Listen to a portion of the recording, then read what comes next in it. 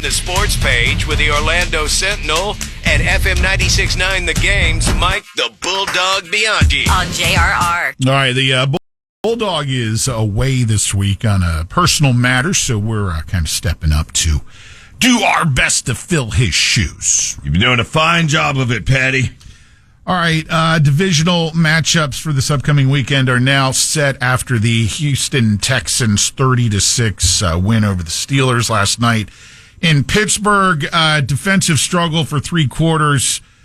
Texans were holding a narrow 7-6 lead heading into the final period, but then 23 unanswered points in the fourth quarter to secure the victory, which included 2 defensive touchdowns, including a 50-yard pick six on Aaron Rodgers' final throw of the game and perhaps final throw of his career. Yeah, that sucks to go out like that. I watched that game. I told you earlier, not the whole thing, but I got to halftime and then watched into the third quarter. I go, all right, this is like paint drying, dude.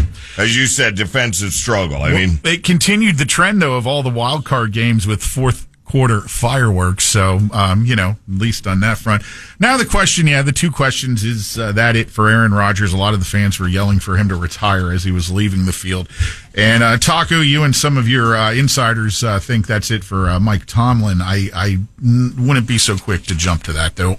In my opinion. Yeah, we'll see. We shall see. All right. So, I hope not. I mean, everybody loves Tomlin, except for the Pittsburgh fans right now. Well, again. Yeah.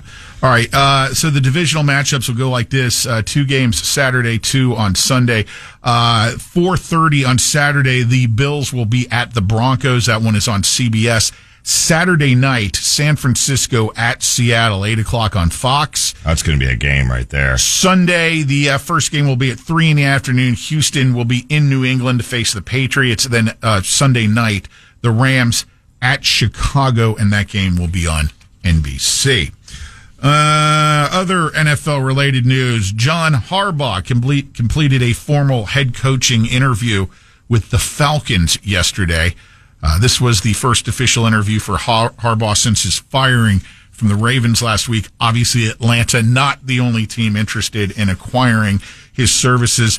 The word is Harbaugh is going to command a hefty price tag and is looking for control over personnel decisions, which I don't blame him one bit for trying to get that as part of wherever he might land. And we'll see. I'm thinking we'll have some news on that fairly soon. If you can negotiate it, do it.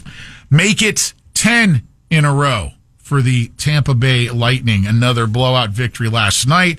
For the second time in 3 days, the Lightning took care of the Flyers in Philly. 5-1 was the final. Big fight in the third period. Got pretty rowdy. The win also represented the 600th regular season win for Lightning coach John Cooper, so congrats to him. Lightning got to get right back to it tonight. They travel across PA to face Pittsburgh tonight, looking to extend to an 11th win. They have been playing some really good hockey as of late. NBA news. James Harden passes Shaquille O'Neal now for 9th place on the NBA's all-time scoring list with his performance against the Hornets last night. He goes by Shaq and will next target Wilt Chamberlain, who is third or second, and then LeBron James way up at 42,000 and counting. So that's crazy. We'll see where that all ends up. But Harden definitely a future Hall of Famer. As expected, NASCAR yesterday announced a change to their postseason structure, and it's a familiar one. They are going back to the format formerly known as the Chase, eliminating the use of the term playoffs. There will be no eliminations in the multi-round style race with the 10 postseason regular season races.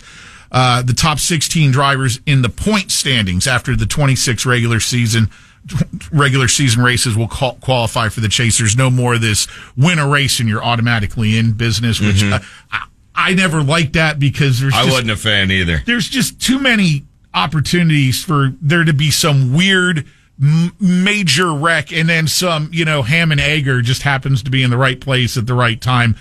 gets a win by accident and then is taking up a playoff spot and doesn't do anything else in the rest of the season. So, yeah, it just doesn't really belong there. So, and then the champion will be crowned at Homestead, Miami, back to there for the final race of the season. So a lot of fans excited about that. And what's your take on Brooks Koepka, the first to defect from LIV and is now back officially with the PGA Tour? And he plans to make his return at the Farmers Open in San Diego later this month, Taco. I don't blame him. I mean, me being a golfer, I never got into LIV. I know you didn't, so he went there, he got his big payday, tried it out, and then just said, I'm going to go back to the tried and true that is the PGA Tour. What do you think? I'm on the page that I think all these guys who defected to LIV strictly on a financial basis, that just straight up they were like, hey, whatever you guys want to do, we'll be happy to take the paycheck. LIV, look, it's just not sticking like I think they had hoped. At least that's my interpretation. I had it in multi-view over the weekend, or I'm sorry, I had the choice of that being one of my multi-views and looked, said, LIV, I'm good, and just went to both football games. The thing with it, though, I mean, it's going to continue on because that fund, that Saudi fund that fronts all the money for that, I mean, it's not like they're worried about, we're going broke. No. That's not going to happen. But still, it's just, all right. All right. There you go. That's some of your sports headlines for this morning. More rock and less BS. Listen to WJRR on the iHeartRadio app. Mills